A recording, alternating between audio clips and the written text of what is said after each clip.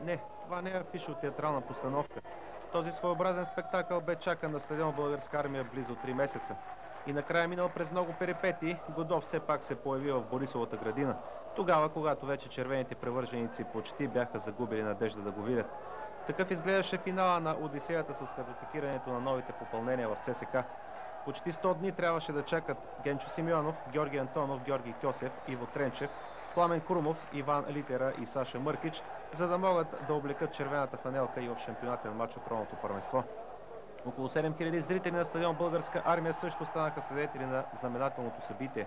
От тази великолепна седморка единствено Георги Антонов получи шанс от Димитър Пенев да започне като титуляр, но стратега със сигурност ще разчита и на останалите футболисти.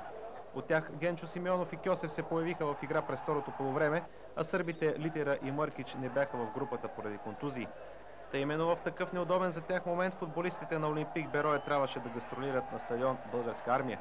Те също се присъединиха към празника и сякаш повече се радваха на обстановката, отколкото да играят футбол. Класическото 3-0 за ЦСКА дойде твърде логично, а резултатът можеше да добие и по-големи измерения, ако не бяха пропуските на червените нападатели. Сред тях отново се отличи Димитър Иванов, реализирал 2 попадения. Още едно добави защитника Томаш след рикошет в кръка на Бербатов. Именно този гол предизвика протестите на старозагорци, които имаха претенции за засада към страничният рефер.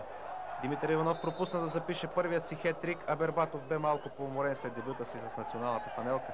Генчо Симеонов и Кьосев също се включиха с голямо желание, но напрежението, особено сред първия да се докаже пред претенциозната червена публика, бе голямо. Гостите се отърсиха от сковаността едва при 3-0 и имаха възможност да стигнат поне до почетен гол. Шанса обаче им изневери на 2 пъти, но показаха, че имат потенциал, особено младия Янев. От тях изневериха по-опитните и главно Велко Йотов, който явно не се чувстваше комфортно на стадион Българска армия. Беройци гонят до дупка 3 точки по Таязмото, а навън отбиват номера, особено в подобни предварително отписани гастроли, като този в Борисовата градина. Футболистите на ЦСКА получиха поредната доза самочувствие от пределно ясните за всеки нови 3 точки. След окомплектоването на състава, спокойствието е на път да се възцари на стадион Българска армия, там където змии винаги има, съскат силно и не спят дори и през зимата. Сега за първ път от доста време почти всички са доволни. Феновете, защото отбора е там, където му е мястото, самите футболисти, сред които бе туширано напрежението, ръководството открило светлина в тунела на доскорошният финансов недоимък. И накрая самия Димитър Пенев, който може да отдъхне с облегчение, че няма да му се налага да ползва услугите на Петър Жеков и Милен Горанов, както заяви на шега след мача с Славия. Ето и мнението на стратега и някои от главните действащи лица за мача с Олимпик Берой. Накрая може да си отдъхнете, разполагате с всички футболисти, които са в ЦСКА. Едната страна е така, да, те до сега също бяха при мен. Но виждате този кърк как са резултатите ни, победа на Литекс, загуба на Пирин, победа на Левски.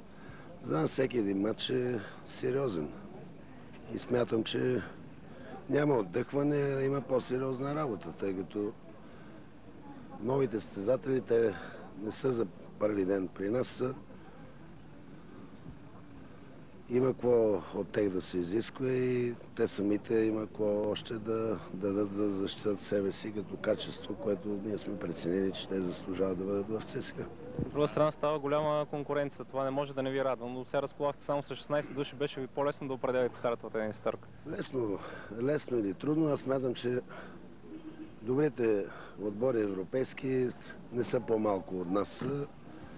И добре е най-вече самите състезатели, ако осъзнават това спортно отношение, което ще се създаде и ситуацията на конкуренцията, да трябва да бъде професионална и точна да бъде. Аз смятам, че до сега са го показали цели отбор на страна също, че на колектива да бъдат единни, а кой ще играе, зависи от ментор като треньор. Румен Христов, в последните матчове резерва за отбора на ЦСКА. Имате ли някакви претенции към неговата форма? Не, към Румен никога път не съм имал. Винаги мога да му помогна. Той тези неща са му ясни на него. Румен си е Румен, ведущ състезател в нашата атака и смятам, че няма никакви отношения.